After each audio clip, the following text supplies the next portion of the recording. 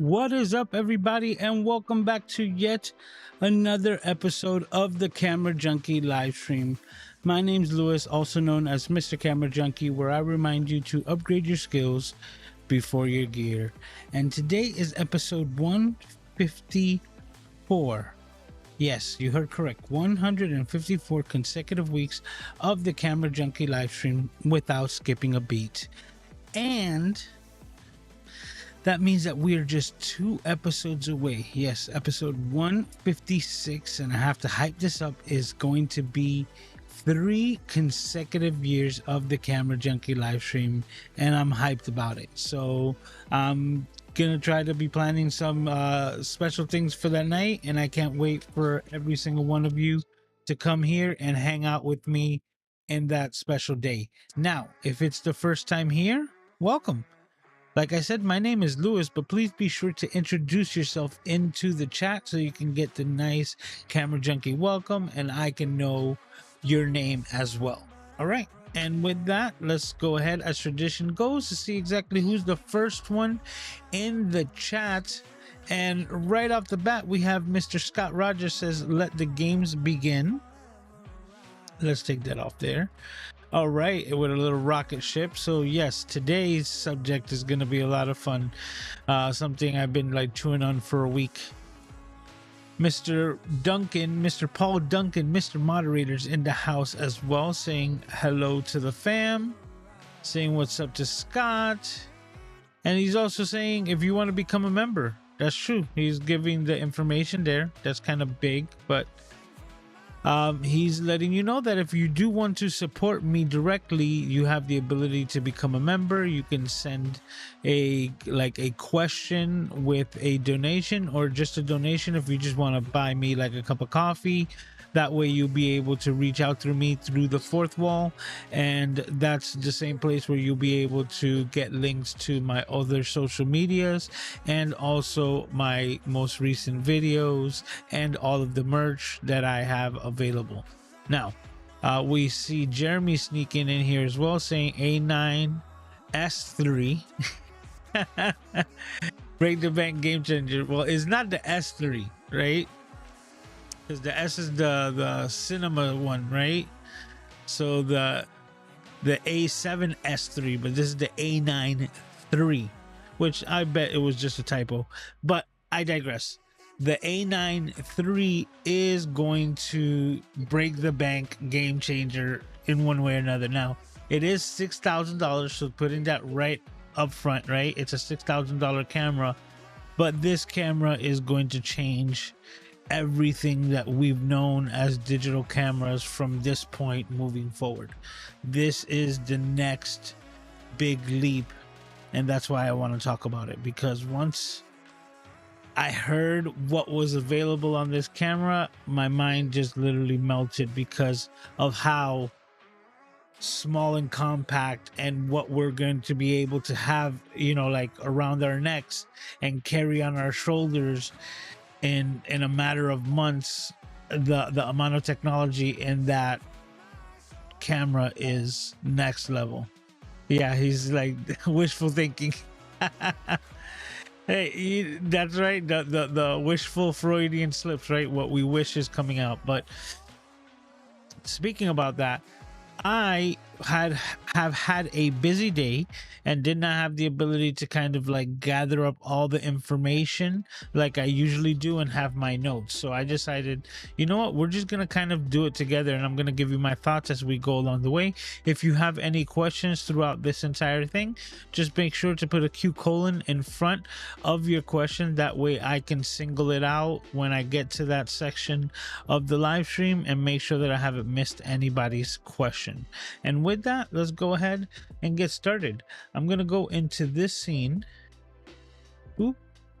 And what we have is the Sony alpha sign, but this is basically the video that was released on Tuesday with kind of like their like keynote and things like that. So I'm just gonna keep the music rocking the way it is, right? And I'm just gonna go ahead and just play this without audio. Let me just make sure. Yeah, okay, perfect. So it's not playing with audio. And right there, that's the first thing that we see. Full frame global shutter image sensor. Most people don't even know what this means, but this is the thing that right off the bat, as soon as I saw this, my mind was already melting. I was like leaking through the ears, because what a global sensor is basically the one-in-one digitization of film, right? So film, whether it comes to exposure in a portrait type camera or a cinematic type camera, gave the ability to have a full-on exposure of the entirety of the film. So especially when it came to sports and fast moving objects, right, this was where it was most prevalent because of the progressive scan type of sensors that we had previous to this point, right? So previous to this point, what we've had is a way that the image is being scanned from top to bottom, and because the fast moving object is still in motion when it starts scanning at the top, and it is in a different location by the time it reaches the end of the scan at the bottom, you get what we call rolling shutter. And this is a bending or skewing of images within shots. Straight sticks, right, kind of like golf clubs that are being swung really fast, baseball bats, and a variety of different things, including human limbs and oblong shape of balls, because the ball speed, right, in the shot is so fast that it looks like it's stretched out because of this digital scanning or progressive type scanning that is being that we've had, or we have on all of our cameras except this one, right? So this is the digitization of film. And what to kind of better understand is that we have a delay between when the sensor starts capturing the image and it is able to kind of record it into the camera. And now there's a 0 millisecond response between you clicking the shutter and getting the information from the furthest top pixel to the bottomest pixel, so to speak, within the sensor itself. And this isn't a global shutter on an APS-C sensor, which would have been easier, seeming that there's less actual pixels, right, or less actual like coverage of the sensor that it would have to read out. But Sony kind of came out of the gun with a full frame global image sensor, which is mind-boggling. Now, this isn't the first global sensor, right, or global shutter that we've had on cameras. Now, there are Red cameras and a couple of other cinema type cameras that have this effect, which is why they're so highly sought out and used for those types of like scenarios, because of the fact that you can have all the shots and not have to worry about, once again, rolling shutter, skewing of an image, or something looking misshapen because of either movement of the subject or movement of the camera itself. And this will go into play with everything, going from like car chase scenes, right, where cars are moving back and forth, helicopter blades, right, like the actual fan blades, the spokes on rims in cars while they're traveling at high rate of speed. All of these things are affected because of rolling shutter, and this is now eliminating that in a small compact body. Now, what does that lead me to think? Like, this is probably gonna end up becoming one of Hollywood's, and I mean Hollywood, big time, crash camera, right? A $6,000 camera that you can put in a very small location and put it to kind of take the hit or the brunt of a car being flipped over, right? And still knowing that you're going to get amazing footage out of it for videography, because we have never had this until now, and because of this, this is going to take cinematography to the next level. There's going to be a lot of cinematographers that are kind of run and gun and are starting to, that are starting to create and are going to be looking for a really good camera that can do it all.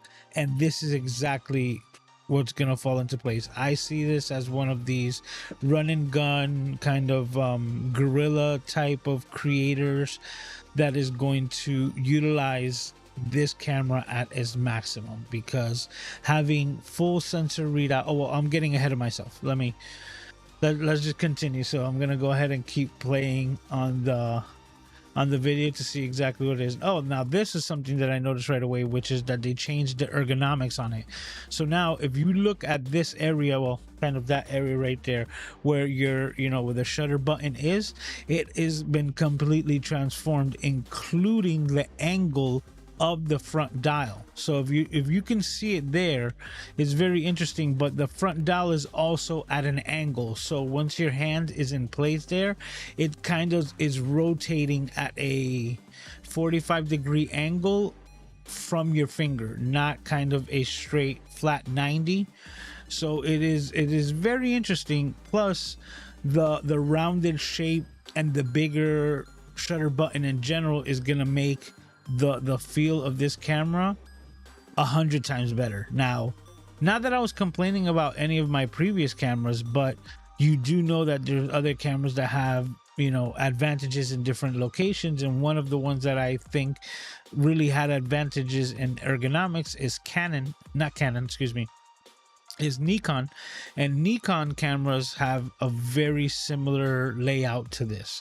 So it's like taking the best and applying it to what they're considering the best. So the A9 III, well, right here they're giving us what they're considering the highlights of this camera, which is the global shutter, real-time recognition autofocus, which is the best that we're going to be able to find on any of the Sony cameras to this point. So even the A7, yeah, I'm making sure that I'm getting my names right. The A7R5 that was most recently released with all the bells and whistles, this is going to have even a step up when it comes to the autofocus and AI algorithms learning autofocus that's going to be built into this camera. Professional photography, yes, because even though I just mentioned that this is going to be really sought after for run and gun guerrilla filmmakers, this is still a wildlife and sports photography camera at heart, and that's the demographic that they're trying to go for, even though it has the global shutter, which really does help in the professional photography aspect. So now, movie functions, that's the one that I kind of jumped into ahead of time, and reliable operability, which is something that is well known when it comes to Sony cameras. Now, one thing that I don't foresee in the future of this camera is even overheating, which is freaking amazing when you think about that. This camera, and when we get into a little bit more of the specs that this does, that this thing is not even, they're not even worried about like overheating on this system, which is just really, really remarkable. So we're going to continue, and they start talking about the global shutter. Now they're going to give a good kind of visual aid here. As you can see, I'm going to kind of pause it. You see the global shutter on the right side of this image has already received all the light that it's going to, yet the rolling shutter sensor on the right, or on the left, your left, sorry, will actually is still scanning the image. And this is where rolling shutter occurs, because if an image was still to be moving, the global shutter is going to capture all like parts of the pixelation, all the photo sites on that sensor at the same exact time. So this is a really good illustration of the difference between a rolling shutter and what they're producing now in this 24.6 million megapixel or million pixels, megapixels, right? Sensor. So to think that not only are they able to get all of the information off of the sensor at the same exact time, but they're doing it at 24.6 million pixels. So that's how many photo sites are like bits of information this sensor and camera are taking down every time you click, or for every exposure. So let me correct that, because it's not every time you click, and I'll get into that in a little bit. But it also has like dual Bions XR processors, so it's going to be able to do everything, and that's, I think, separate of the AI like little like chip as well. So it's two processing chips, and I think an AI chip that's kind of separate only for autofocus. Now another thing is blackout free 120 frames, right? So what does that mean? That means that your viewfinder is not going to black out at all, which is one of the features that Sony first brought out with the Sony A9, and that's when they were able to shoot at 20 frames per second. Now the refresh rate, right, just the same way that you would have a refresh rate on a computer screen or your iPhone screen or Samsung screen device, something like that, the refresh rate has a lot to do with how smooth and how crisp the image looks while you're looking at it. And the viewfinder in this gives you 120 frames per second. So that's, exactly that, 120 with blackout free information in the viewfinder. And why is this important, right? Because if you're shooting at 20 frames per second at high speed burst mode, right, as far as photography goes, like the A9, you'll be able to see all the frames even though it has a blackout free setup, right? So you'll be able to see the entire image as it's taking the photographs. And to continue here, now this is the photos sites, or the focus points. This is another cool thing, the pre-capture. Now the focus points, it has 796 autofocus points, which covers 96.6, which is like kind of like 97%, or just about every part of the sensor or what you're framing within the camera, you'll be able to focus on even to the nth detail. But as you can see here, a couple of things is that you can see that the wheel that I was mentioning, and this is a good shot to show you how angled it is right in the front, and how that is a lot more ergonomic than just having it sticking out straight at a 90 degree like they have had on their previous cameras. So even those details, and we could also see the C1 and C2 buttons here that actually protrude not only from the frame itself, but then the buttons actually protrude the little housing or the little section. So a lot easier to utilize. And it's kind of funny because it's something that I actually do on a lot of my cameras. Let me see if I have one to show you. I can show you on my Fuji camera right now, which, you know what, let's go to my overhead. Whenever I have a button on my camera that I feel that doesn't protrude too much, I actually put a dab of hot glue, and you can see, and actually create an extension of the buttons. So how I felt that those buttons were way too sunken in, especially compared to the wheels right next to it, I added a dab of hot glue on top of the buttons, which is a tip that anyone can do, and it allows me to actually hit those buttons while I'm using the cameras a lot easier. I also do it on the back, you see, for my like back button autofocus. As you can see there, I just add a little drop of hot glue, and it does two things. It extends the button so that when I'm not looking, I'm able to feel for it and still utilize it. And then second, you can see the other one underneath here, right? Second, it also protects the lettering, right? So if there is any like lettering with white paint underneath it, and this is one of the buttons that I use the most, it actually protects it as well, and kind of keeps it from losing that coloration or wearing down. Let me get back to the other one. So at the same time, it's a tip that you can do when it comes to the hot glue. I made a video about that a long time ago, but I do that to a lot of my cameras because I absolutely like think that having that ability to protrude the buttons and you know where they're at and get a feel with them without having to look at them or take your face away from the viewfinder every time that you want to utilize that button goes a long way. But this also says pre-capture, right? And pre-capture is the new thing that Sony is bringing out now, which when you're half pressing the shutter, right? And this example that they're giving with the bird is kind of ideal situation for the what's it called, the pre-shot, right?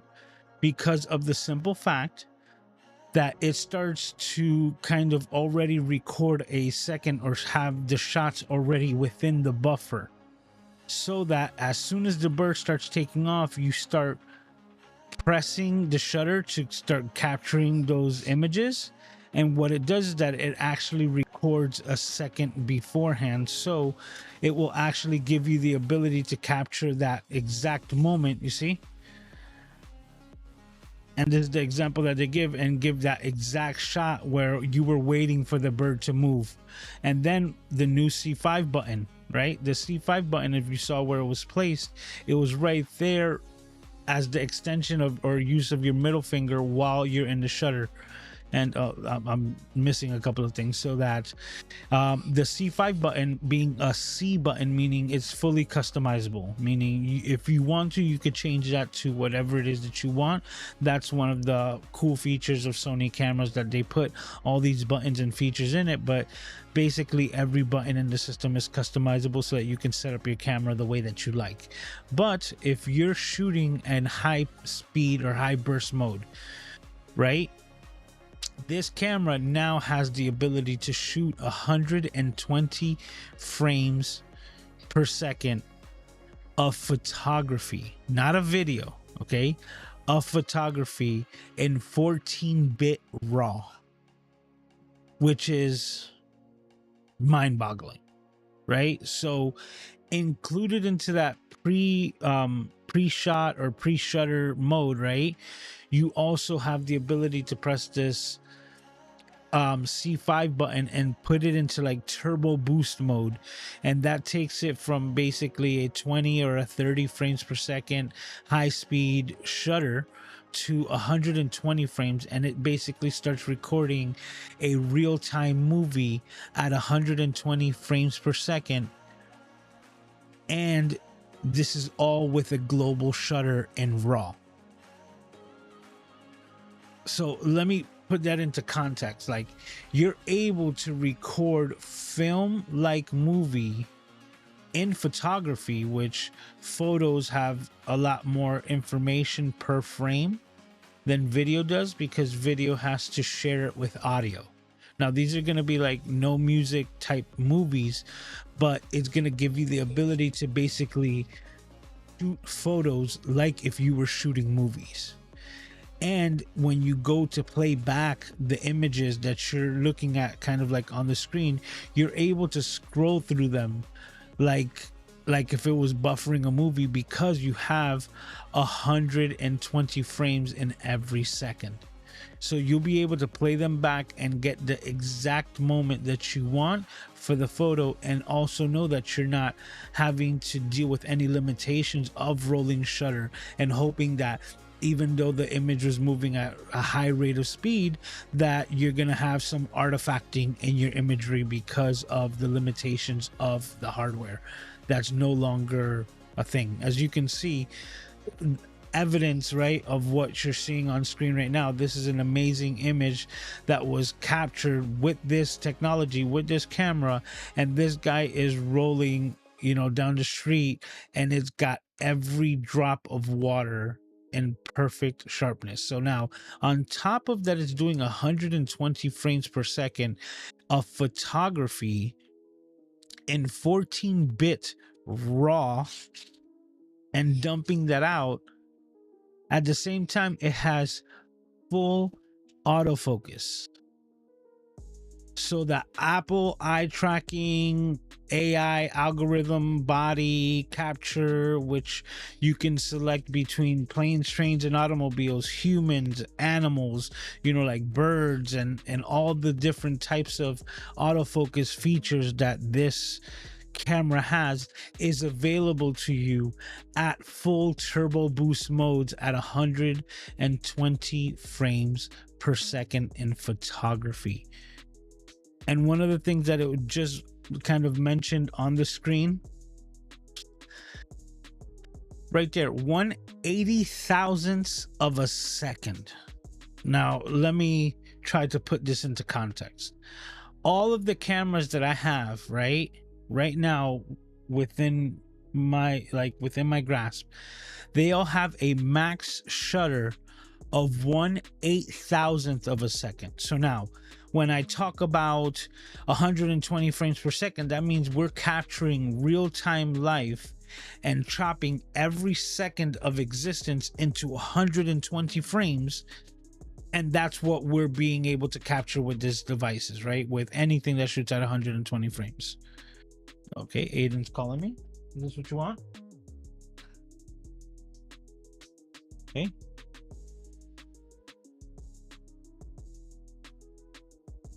You're gonna fall, Bobby. Sit down. Good job. Okay. So now, going back to it. Every camera that I own, the max shutter speed is 1/8000th of a second, meaning that within that same second, it's gonna capture one frame, right? And basically chopping up a second of life of existence into 8,000 parts, into 8,000 frames, and my camera is just gonna grab one of them, right? This camera is going to not only exceed that, but it's going to exceed it by 10. Like you can add two more thousands, right? And then times that by 8. So this goes to 80,000, not 8,000. That's a complete other decimal point. 80,000th of a second, meaning that is how fast this shutter can read out, which is where it throws it into that field of it has no delay whatsoever from what it's seeing to what it can record and what it can capture. This is like pure insanity because we have had nothing like this. Like no film photography camera was ever able to reach shutter speeds of this magnitude, and nor did it need to, because of the fact that there was no film sensitive enough to be able to capture such little amount of light.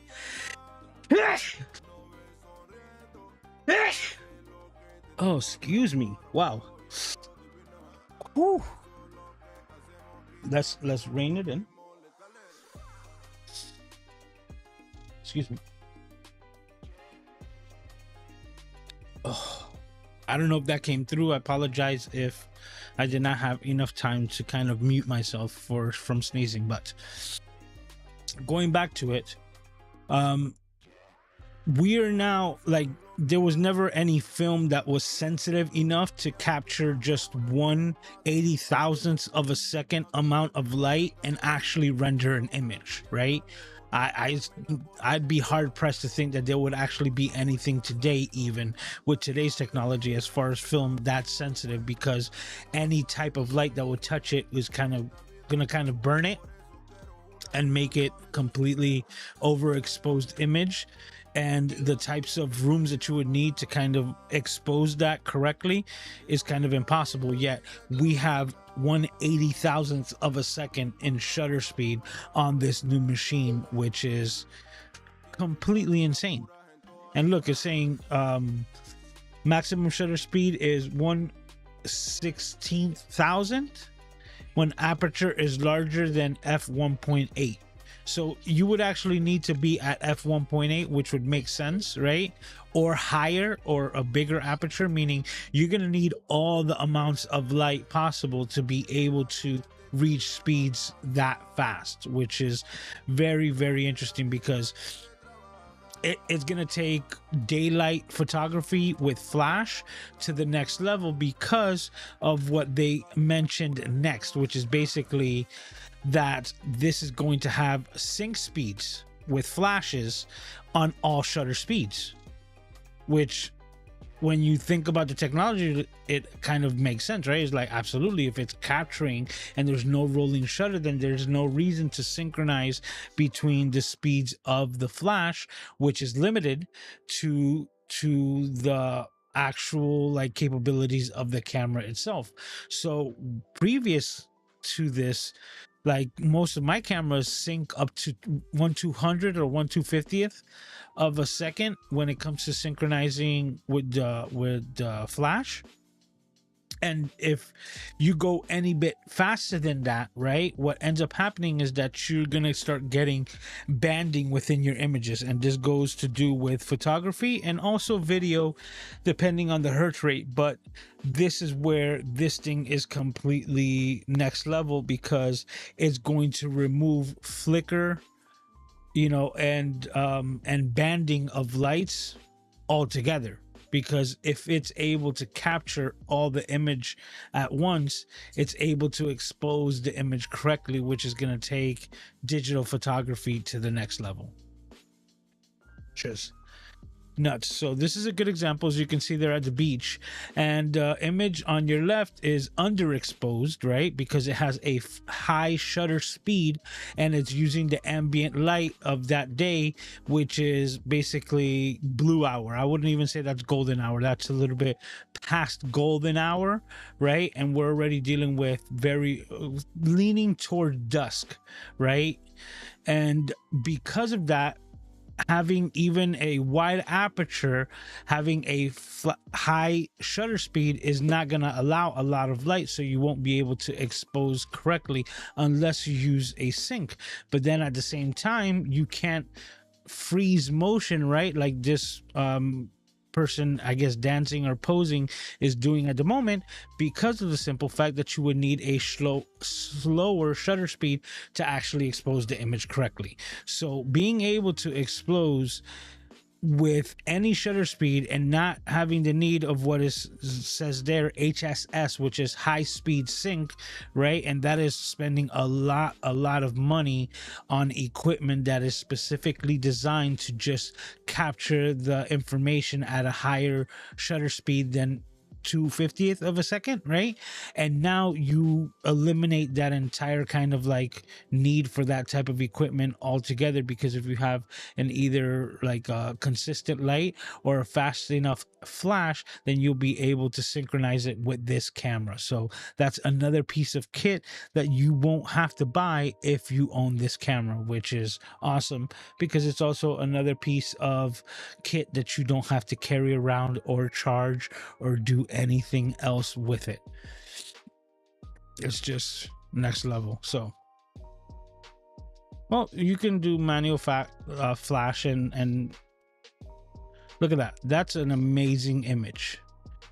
And if you can tell, there's a big softbox diffused flash over on the, like, kind of in this area, upper left hand corner, and is giving a nice overall soft feel to the dancer. And you can still expose the background, and it's just a bit darker. It looks very, very nice. Look at this shot, man. And this is all because of very fast shutter speeds. You're able to freeze all images, and that's why it looks like every droplet that's here is not even falling, but it's kind of frozen in place. It is because of fast shutter speeds.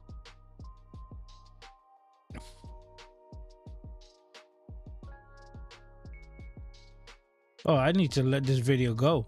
We've been talking for a half an hour. I'm just on the first part.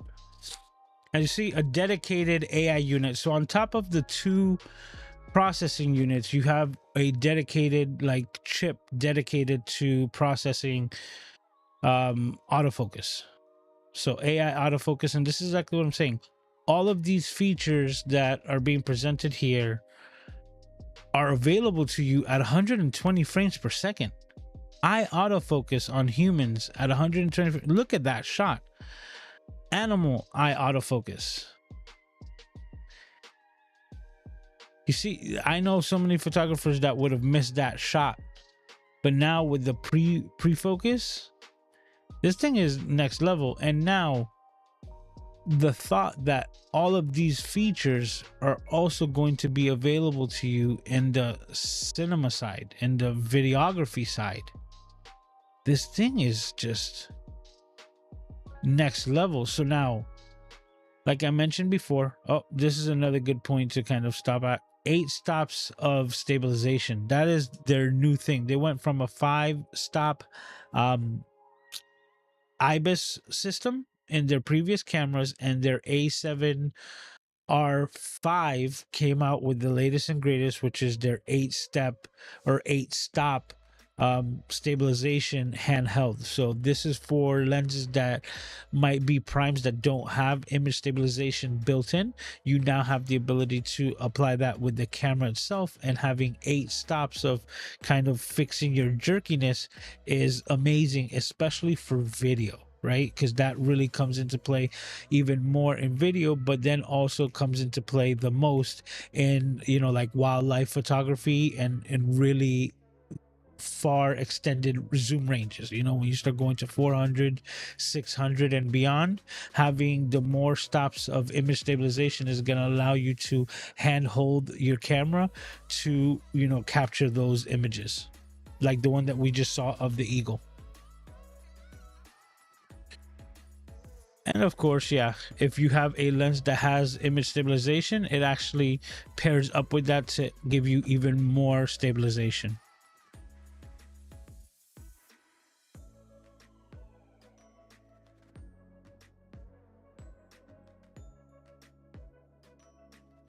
That's new, because you see, that's something that kind of just like maybe skipped over my head, but it's saying composite RAWs, meaning that it's probably taking the 120 frame technology, right? And even though you set your camera, and this is just speculation, so nobody's had this, but this is just the way that kind of it puts it together. It's just kind of like the computational photography that we get on iPhones, right?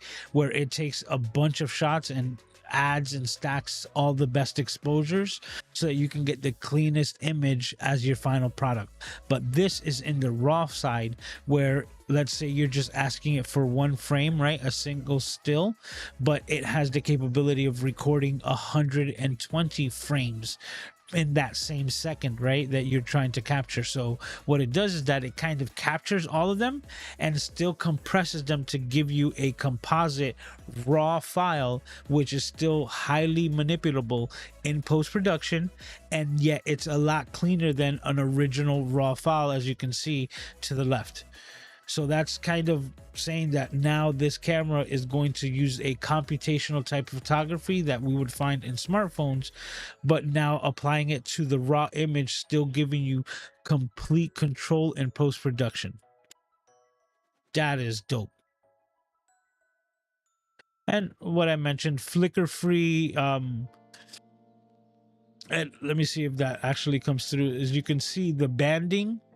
So if you look behind the hands on the simulated image, the one to the left, you can see that there's like these black bars that are constantly going through the screen. That's the flicker rate.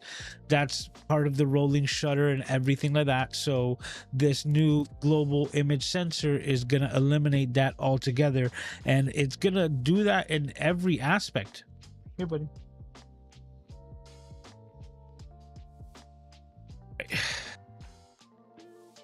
Flicker-free shooting in photography and video, that's... Now let's see the movie features, because that's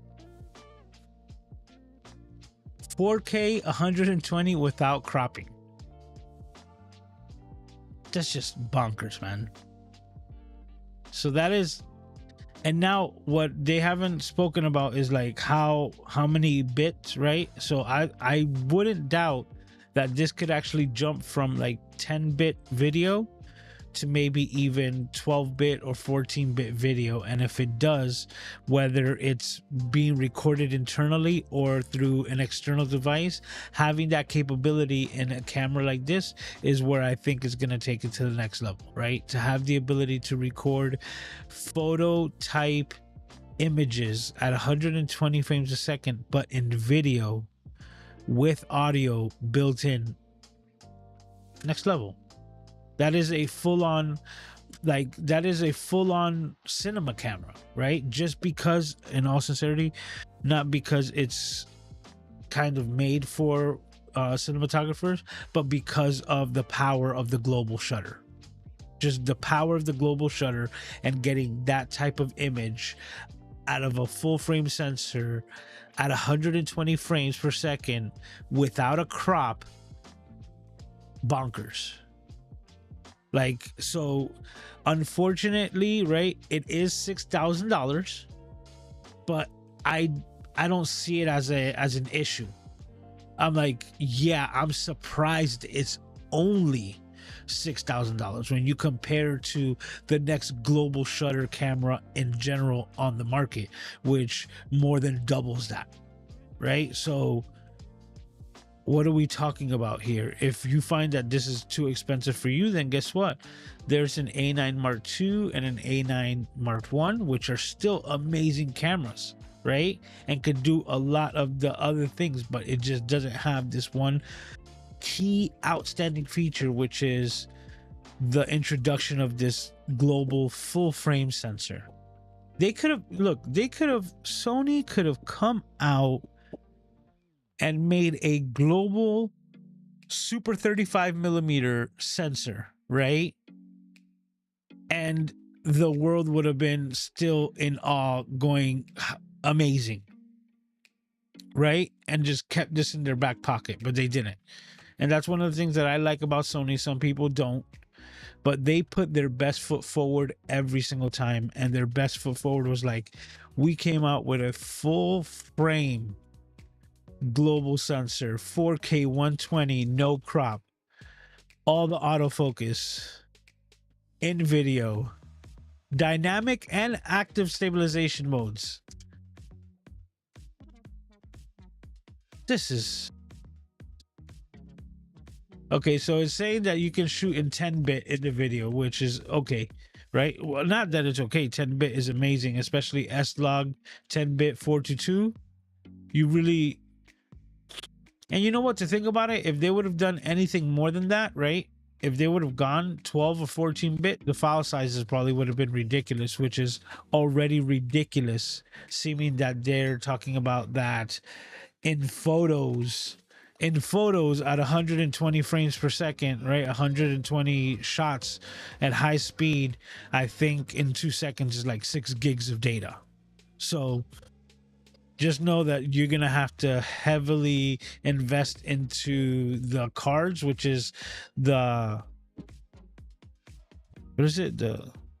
I forget, the FX. No, it's the Express card type A. Yeah, the CF Express card type A's that it takes. It has the ability for 2, but you're going to be heavily investing in media as well, into memory, to get all the features out of this camera. So don't just think that is the camera itself. You will definitely need to invest into the media. Oh yes, breathing compensation, which is one of those key features. But here's another side note. In this keynote, right, they did mention that they were going to be bringing the breathing compensation and a couple of other features that people have been asking for to their previous cameras. One of them being the Sony Alpha 1 and the other being the Sony A7S III. So for like Tom Buck, he's going to get his focus breathing compensation built into his A7S III, even though the camera is 3 or 4 years old. So that's really cool to hear about that as well. And that's another thing. I've never worried about Sony as an electronics company, right? Because they started as a components company. So every little transistor, diode, LED, everything inside of this camera is made from the Sony, factory. See custom C5 button. The vertical grip is probably going to be necessary because this thing is probably going to be power hungry. Oh, yes. And this is another thing that I didn't want to forget. The Sony A7 R5 came out with this first multi-angle 4-axis LCD monitor, which for those of you who know, I prefer the flip-up screen on the A6000 series of cameras for Sony. So I'm team flip-up because I like the traditional photography flip style, for digital cameras. That's just what I prefer. And for photography cameras, hybrid cameras like this, I do not prefer the flip out screen, only for certain occasions. But this one came out with this 4-axis angled, and you can see it flips and folds. It still has the traditional style of a photographer camera, but still has the ability to flip forward and give you every angle that you could ever want. 9.44 million dot OLED viewfinder. That's 10 million dots.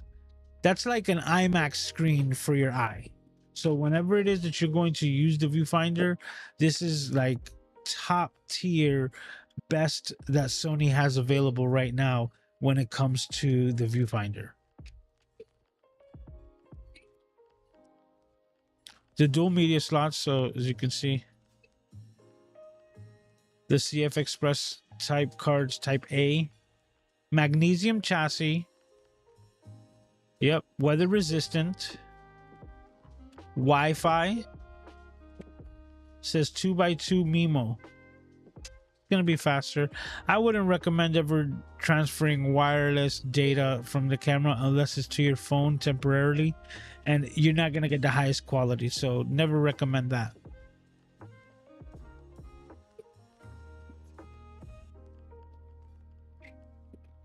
They put that on their function menu settings? Really? Every Sony camera has the function menu settings.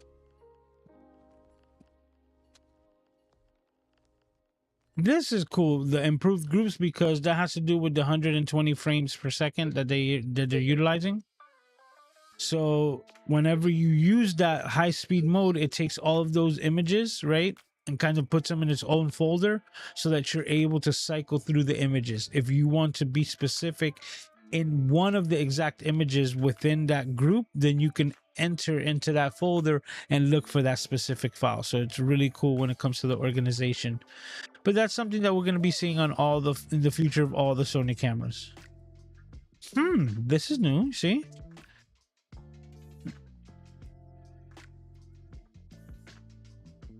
Wow, an accessibility feature so that it actually reads out the menu features to you. That's actually really cool. So that's good for everyone who would be able to take advantage of that. But it also has a microphone so that you can actually dictate and kind of like record a memo or a note to a specific image or video file. So that's actually pretty cool. That's something that we used to be able to do with certain cameras and kind of give them a star rating, so that whenever you take that shot, that you're like, oh, this was the shot of the photo shoot, this is like the best image, you would kind of give it that like special like like setting or special little like star rating. And then when you would pull these files from the camera to your Lightroom and everything like that, you'd be able to select your favorites by how many stars in the ratings. And if anything did not have like 5 stars or below, like you just wouldn't even pay attention to it, to be able to cull your images a lot easier. On top of that, once again, I said this is the screen reader function, which is an accessibility feature. This is just something that Sony's been doing a lot. They've been using a lot of recycled materials into their plastics and everything to try to be as carbon, to decrease their carbon footprint as best as possible. See, including their packaging. And that is this camera in a nutshell, and my thoughts on it, man. So now if you have any questions about the things that we were talking about or going over here, This is the time to put them in the chat. Put a Q colon in front of any questions, and I'm gonna go ahead and see if there are any there that need to be answered. All right, so let's go back here. All right. Also, if you're still here and you haven't done so already, please be sure to hit the like button. It's highly appreciated. Absolutely free. And the thing is, you know, you could change your mind. You could hit the like button right now. And if I say something stupid that you disagree on, you can take it back. You understand? So be sure to do that ahead of time. All right, let's go back to see exactly. Oh, K-Wall's in the house. Okay, Jeremy here says global shutter, but haven't heard of an internal ND. Also wondering about the dynamic range. Well, the dynamic range, I would say 12 to 13 because that's most likely where that's like the sweet spot for Sony. Also know that Sony is the one who makes the sensors for a lot of these different cameras, so them introducing it first is kind of like falls right into place, because why would they give this technology to anyone else besides themselves first? Okay, so we have Roberts in the house saying what's up to the MCJ fam. How are you doing, sir? Thanks for stopping by. And we have Kathy saying the same thing. Aiden, here. By the way, Aiden has not stopped poking my legs in the whole time. The whole time.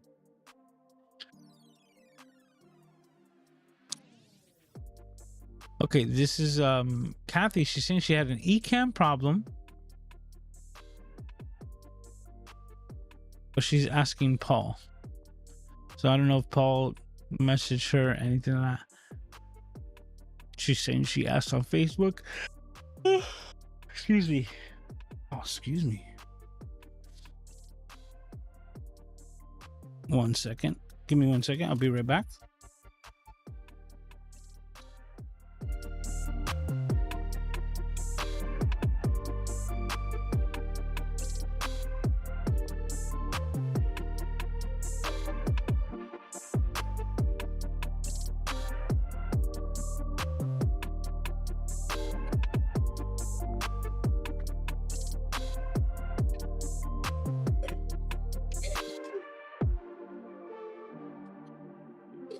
Okay.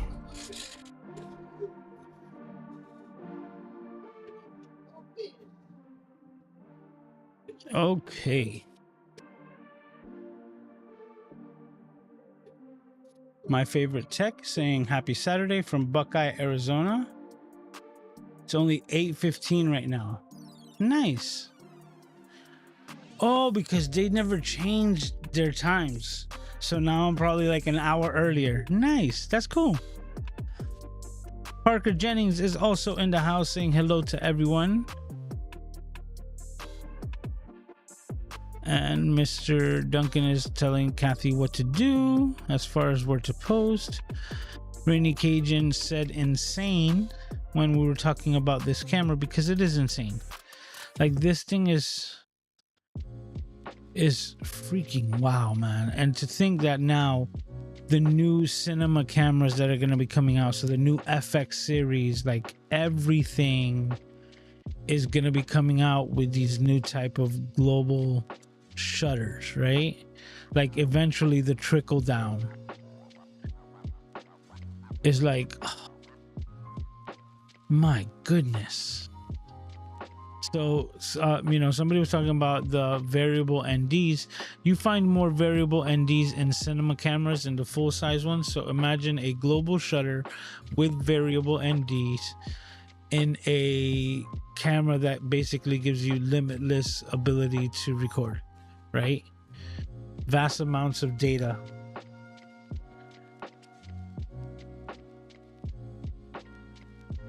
I got your message, Paul. Thank you. All right, Jim says, really interested on how and when Canon and Nikon's counter this beast. Now, it looks like Canon, how they, you know, and this is just speculation. It looks like how they had no idea, like, because this came out of left field. And I can tell you one thing, Sony definitely not as big of a company as Apple, but damn, did they keep this a secret well. Like, damn, did they do a good job. Like, nobody had a clue. Not a leak website, not like none of the YouTube creators got their hands on it ahead of time. Nobody knew nothing, and they just come out the gate and they drop this bomb like, boom, global shutter, there you go. And it's just so amazing that we can still be surprised to that manner in today's day and age, right? And that nothing leaked. And the reason why, for context, is that Apple is a company that contracts the best companies at what they do so that they can add that product to theirs to make their product the best available, right? So they're going to go to the best manufacturers of modems. They're going to go to the best manufacturers of screen LCDs. They're going to go to all the best of these companies to get the parts that they need to put together their hardware device and know that it's got the best of every aspect. And this is how we used to build computers, right? Like, you would get the best motherboard, the best processor, the best memory. And even though they were not all of the same brand, they were all the companies that were dedicated to their fields. And then when you put all those pieces together, you had an amazing machine. And this is what Apple does. And because of it, there's more availability for leaks of information and speculation of that information, because there's so many people with kind of like their hands in the recipe. And with Sony, everything's in-house. They're the ones who make the, for example, every iPhone has a Sony image sensor in it, because Apple knows that Sony is the best at making image sensors for cameras. So when they wanted their best image sensor on their best phone, they went to the best. And Sony is one of the distributors for Apple, particularly for the image sensors in their cameras. Best example that I can give.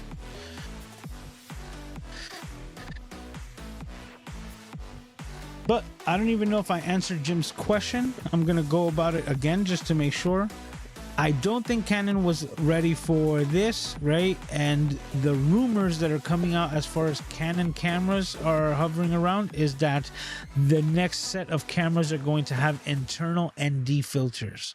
So, don't be surprised if that's the route that Canon goes into instead of the global shutter, because I don't think that they have, technicians were even trying to pull that off. Yet Sony is a completely different beast. Yep, Rainey's once again saying insane. Sammy, happy birthday, Sammy. I believe today is your birthday, so yes.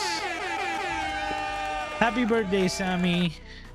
Thank you for stopping by. And for those of you who don't know, Sammy has a buy me a coffee link where he's trying to raise funds for his ideal birthday gift, which would be the Sony FX30 camera. So if you want to help to his cause and helping him to raise the funds for his ideal cinema camera, and he's currently in cinema or film school, so this is one thing that will help him out not only now for his school projects but also for many years to come. And once again, happy birthday, Sammy. Thanks for stopping by. Yeah, man. 120 without cropping and global. Just that right there is like, oh my God. Oh my God. I can't wait to see the images that are coming out of 120 frames. No crop on a global shutter. Like, you'll be able to just watch rain fall in slow motion and just be like, whoa. Like you're gonna be mesmerized by just the basic things. And when people that do macro photography or macro videography get their hands on this, man. And that's the whole thing. I can't wait for Caleb Pike, was on Cities Gone Before, which is like he'll make a camera rig out of this thing and start getting footage better than a Cine Red, right? Why? Because color science is there.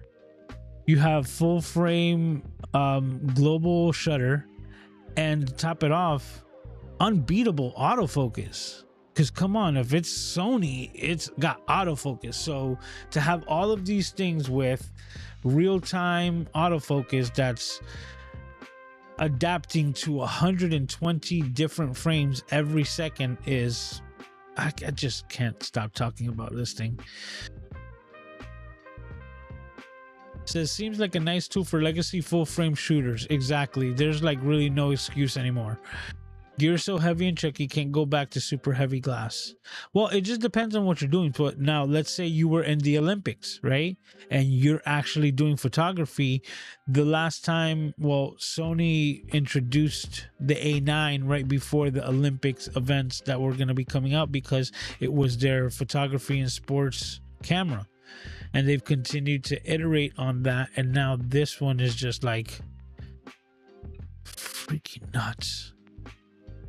The images that we're going to be seeing from here on out, because this is a big change and this is going to trickle down to all the other companies. So yeah, I'm with you, Robert. I can't wait to see what the other companies actually start trying to create themselves, try to leapfrog this type, and we're going to be seeing a lot of innovation. But this one right here, even if it's like allowing the other companies to catch up, and then all cameras coming out are going to be just global sensor, and that's going to be a standardization of things, this is where it starts. Next level. Oh, there goes Sammy. I just mentioned that. He says FX3 or FX30 is perfect for me. I actually think the FX30 is better because there's no there's really no limitation to it. Before, it was like the crop sensor was one of the factors. So having that 1.5 on an APS-C camera, right, would be the biggest thing. But with like the glass that we can get from Sigma, Rockinon, and things like that, these ultra wides, that is going to give you a wide enough field of view and still give you a decent amount image and not be out the wazoo as far as prices go. You know, when you start talking about the Sigma lenses, they're quite inexpensive. To think that you can get a set of 3 for just about $1,000, when you know you could spend $1,200 on just one lens for full frame, really puts things into perspective. When you can get 3 pieces of glass and a camera for a lot less that you can get just one you know, like one lens and a body in a full frame. You see, like Rainey just said, FX32 with global sensor, sign me up all day. Yeah, because that's in all sincerity, that's what I'd be thinking. I would go APS-C before, right? Because if you can get all that goodness 10-bit, right, and you can use a lot less inexpensive glass, a lot more or a lot less weight, more lightweight system setup, right? That's just ideal. Robert says, hot glue, what a clever idea. Small pro tips that can help us get shots otherwise we might have missed.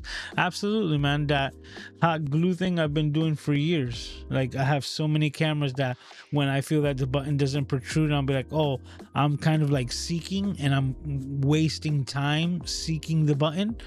Just put a drop of hot glue.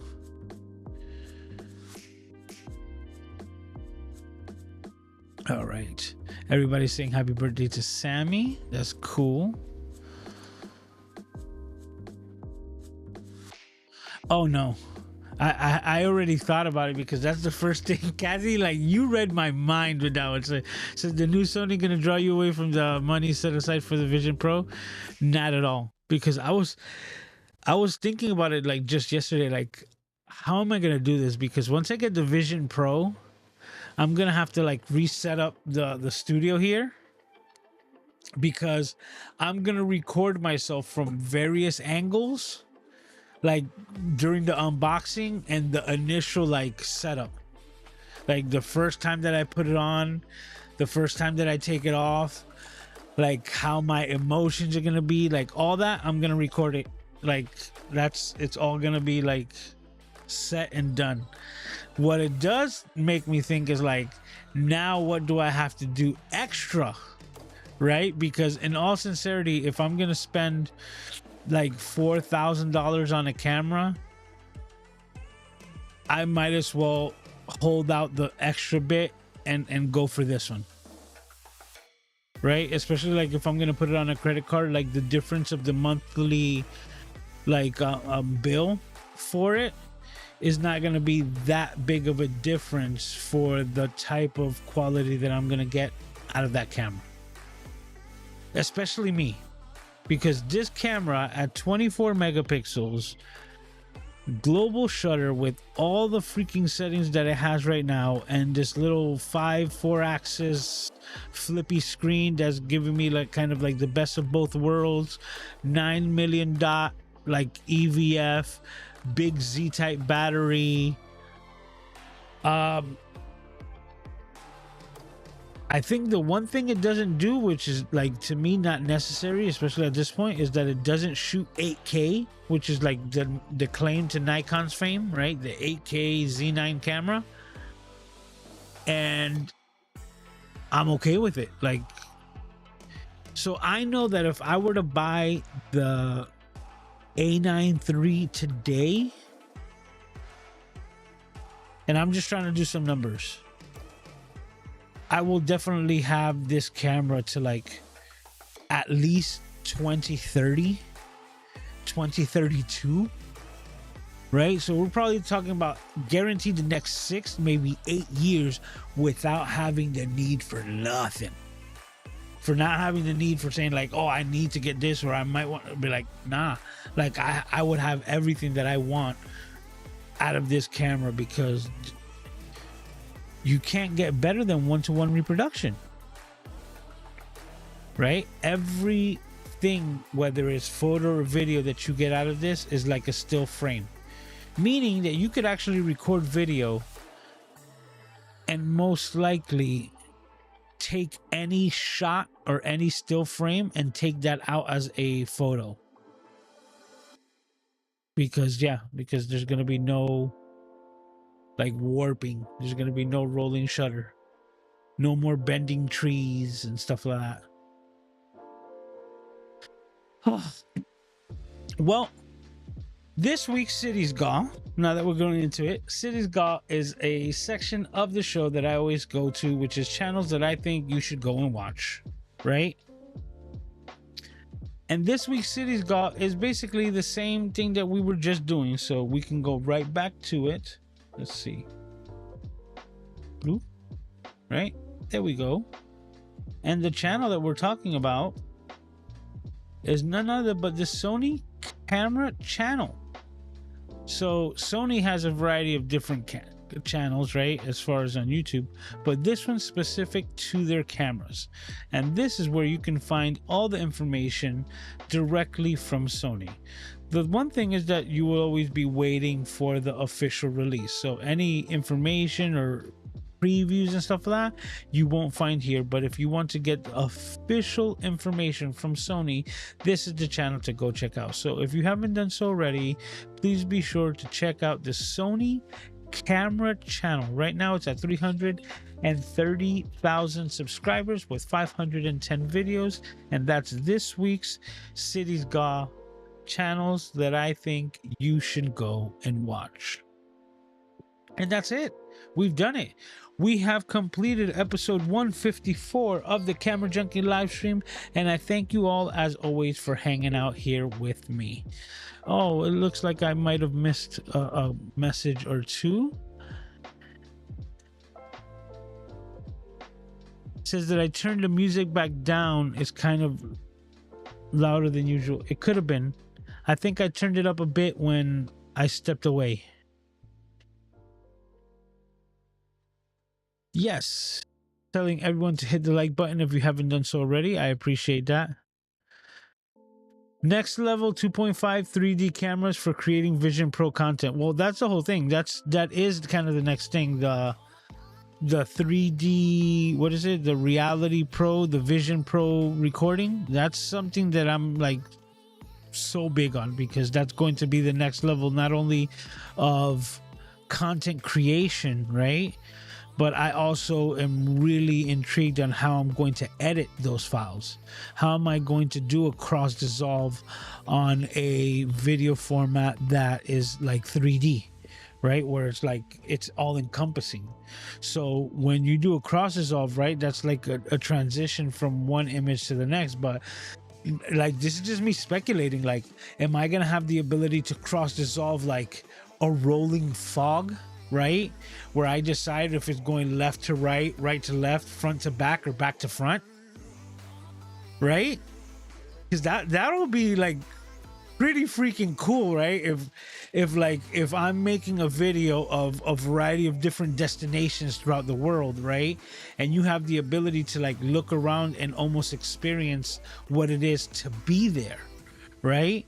And then from one thing I can just create like an artificial gust of wind and have a transition effect that will go in a fog form from behind the image to your person, and as it passes by you, now kind of like in a form of a ghost movie, right? Boom, now you've been transported into a desert, and now you're on the Sahara and you're just seeing sand dunes everywhere.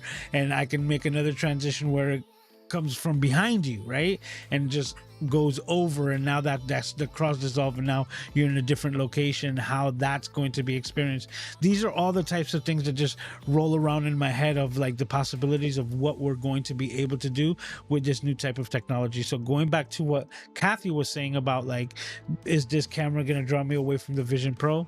Not at all, not at all, right? I'm able to, you know, hold my horses, so to speak, and know what it is. I'm really excited for this camera because the technology exists, right? It's not like if I had the money of the Vision Pro that this camera would even be available right now, because I believe it's going to be available early or in March next year.